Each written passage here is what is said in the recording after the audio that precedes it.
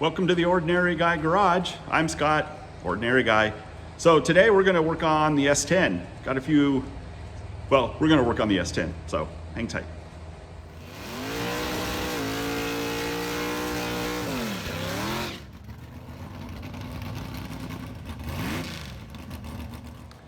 All right, so getting ready for the race season. Well, let me back up a little bit. Last year, last race of the season, I put it in the trailer, got an enclosed trailer, put it in there, came home and I parked it out here, forgot about it. I had a ton of other things going on and I didn't even think about the truck, working on other things. A few weeks ago, I went to start it up and I turn it over and I hear ting, ting, ting. So I look underneath it and sure as heck, shot out a freeze plug. Actually shot out two of them out of the back of the block. I swear, I'm my own worst enemy when it comes to this S10 and the motors that have been in here. But that was totally a bonehead move. I did not drain the water out of it. You know, they don't want you running coolant at the track, so run straight water. You gotta drain it out after the season's over because we have freezing temperatures here. I mean, it was 29 degrees this morning, so I mean, it freezes a lot. So, fortunately, I didn't crack the block. Thank God. You know, Dave at the machine shop, you know, he totally went out of his way and hooked me up on this block. He did everything pretty much you can do to it to beef it up as far as oil and all that stuff, oiling and, you know, and my heart just dropped when I saw it was a freeze plug because, you know, just because a freeze plug popped out doesn't mean that no other damage was done. So I inspected it, I pulled it out of the truck, inspected it really closely yesterday. There's no cracks anywhere that I can see. We're good. So went down to the shop, got a couple more freeze plugs, so we're gonna pop those in. Yeah, and the freeze plugs that came out were the back of the motor. So what are you gonna do? Motor had to come out, which is fine, you know, because I have other things I need to do. So to the truck. So right now, while it's out, it's on the stand, so I can't really put the back freeze plugs in. But I figure, you know, while it's out and easy to get to, I'm gonna pull the valve covers off. I'm gonna pull the studs off. The stud girdles off, and I'm gonna go ahead and retorque the heads. ARP says you don't need to, but it's out, easy to get to. Doesn't hurt to check. And then I'm gonna relash all the valves. So let's get started.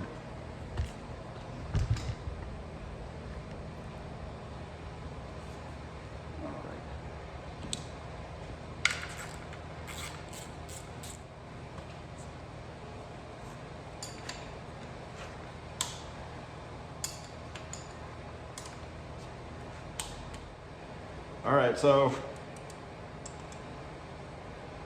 you're not supposed to take these things loose on the ones that have tension on them. So you got to turn the motor over while you're taking them off. So I'll get all those guys loose on both sides, and then I'll turn the motor over until the other ones are loose.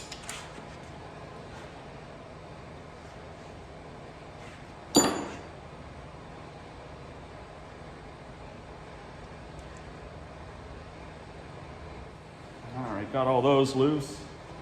Spin it over so you can get the other ones loose. There we go. All right, torque specs. 70 pounds is what ARP says for these. Got my wrench set at 70. Give her a whirl here. Good.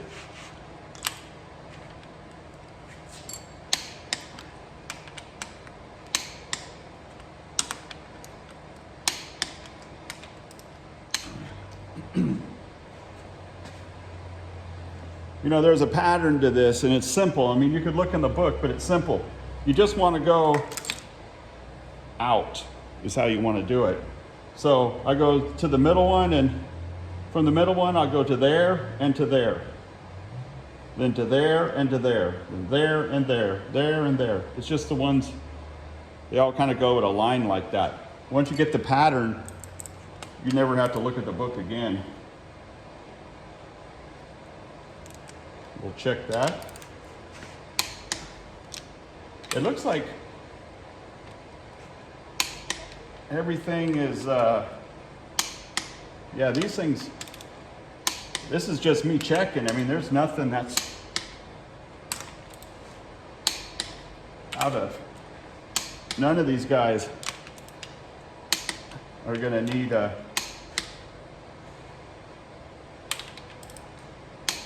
they're all still at 70 pounds from when I put it together.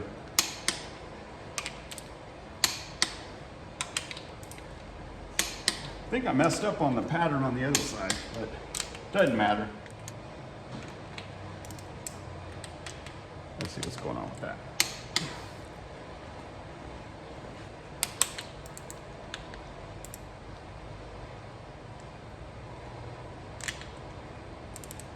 That spring's in the way.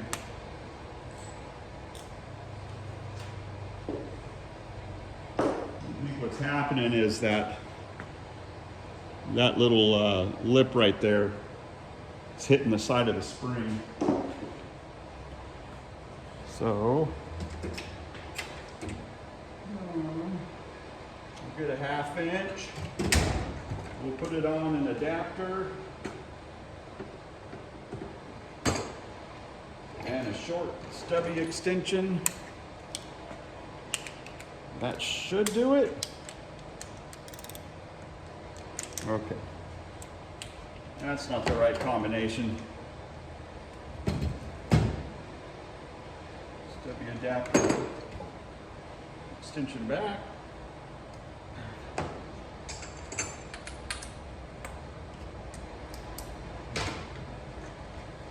All right.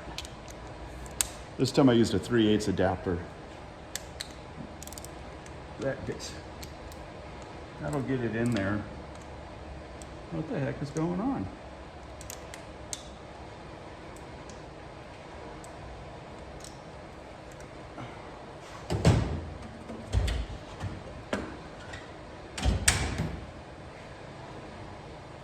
Let me get over here again.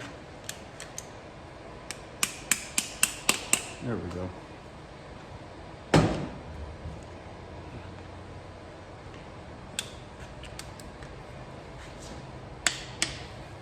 All that, and it didn't even need any retorquing.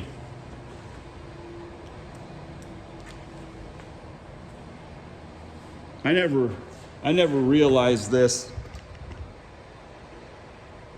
until a friend of mine told me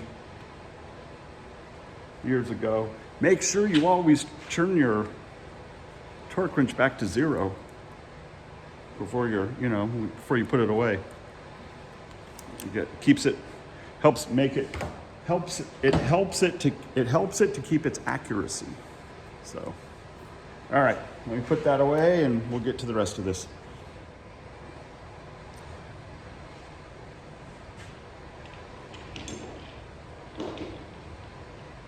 All right, let's start putting it back together.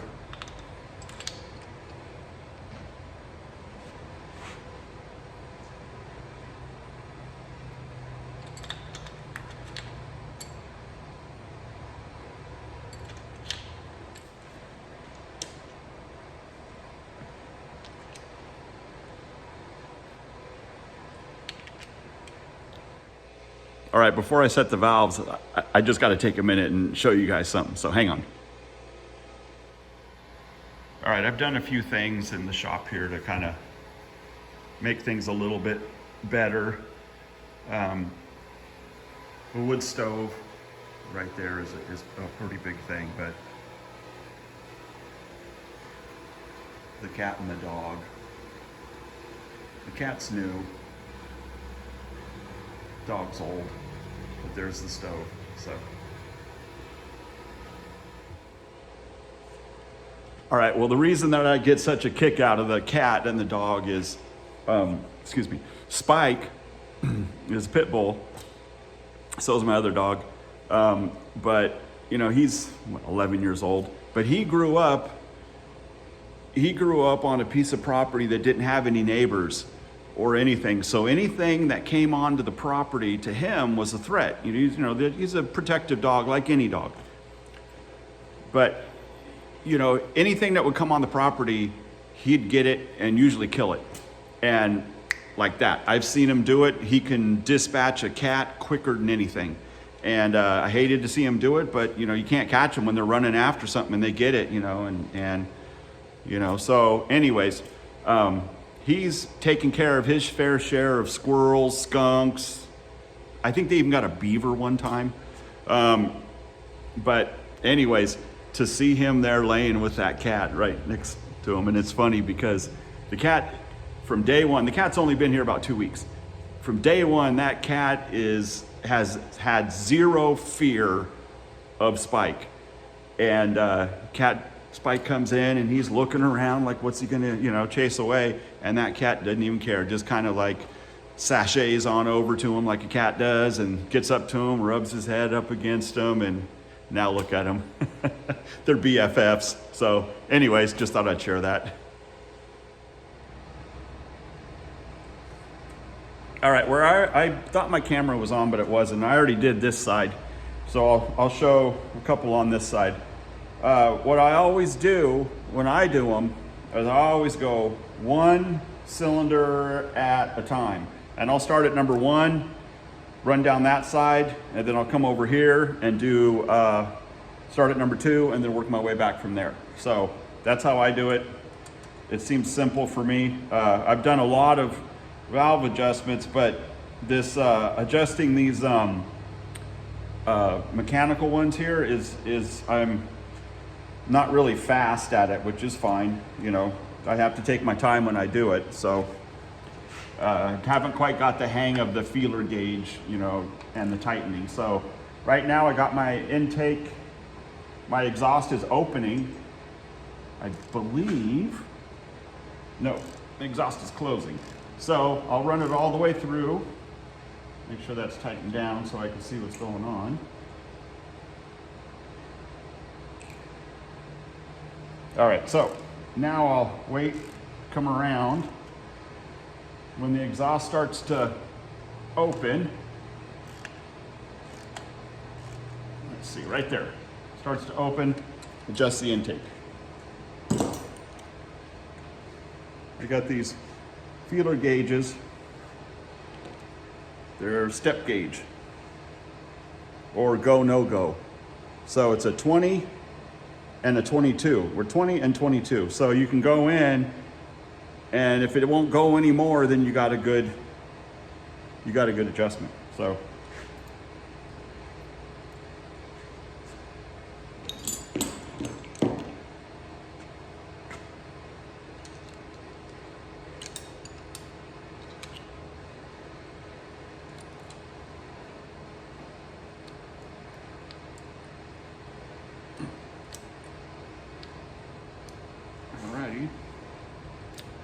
there we go.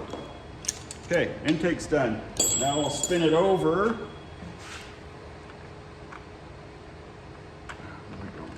There. I'll spin it over until the intake right here starts to open. Let it go all the way through its cycle, and when it starts to close, then I adjust the exhaust. Exhaust is 22 thousandths on this one. So I have another step, 22, 24.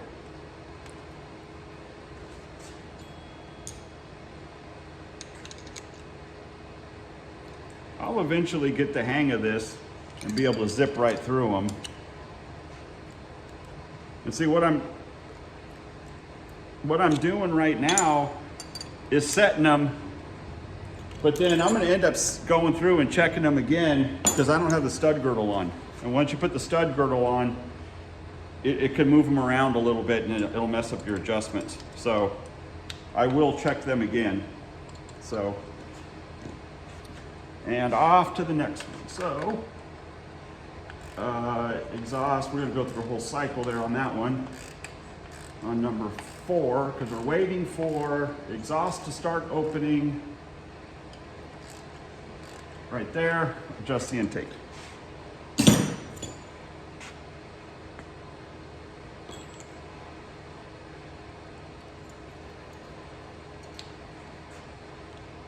You know, I got these, ordered these, they're Snap-on. I ordered them because I kept getting them mixed up on the, you know, when they got them all like connected together. I liked having the handle for them and having the 2 separate ones. But you know what would be really nice? So if Snap-on's watching, if these were in 2 different colors. So that way, you know, intake, exhaust, you know, you don't have to stop and read it every single time. So if you want to sponsor me, Snap-on, I'd be a willing participant. Okay, my exhaust is opening, so I'm going to set my 20 thousandths on my intake.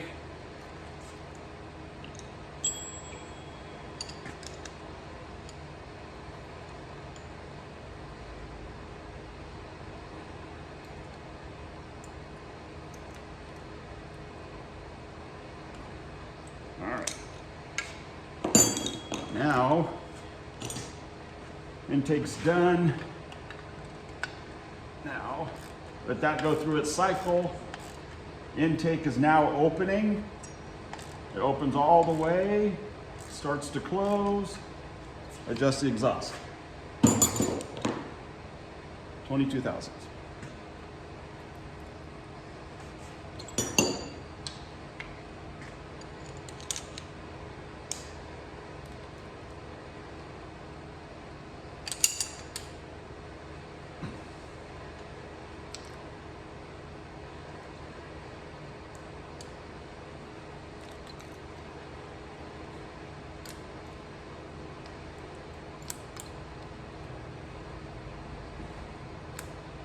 Alrighty, off to the next one. All right, well, I got the valve covers and everything on. Motor's done for now. I still got to drop it in the truck. But you can see my little rat's nest of wiring I got going there.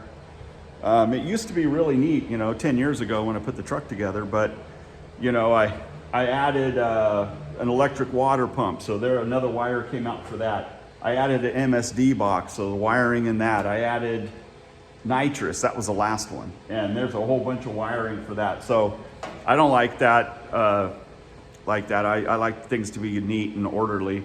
So I'm gonna redo a bunch of wiring on it. So my next step right now is pop in the freeze plugs and drop the motor back in. And I'll do that probably a little bit later today. And then the next video, I'll probably start working on the wiring, straightening that up. And I got some new gauges and a few things to put in the truck. So anyways, that's gonna do it. Just a quick video. Thanks for hanging in there with me and watching me fumble through this. Hope you learned something. If not, oh well. Thanks for watching anyways. Give me a comment, I guess algorithms or something like that. So give me a comment and a like and all that good stuff, and I'll see you next time.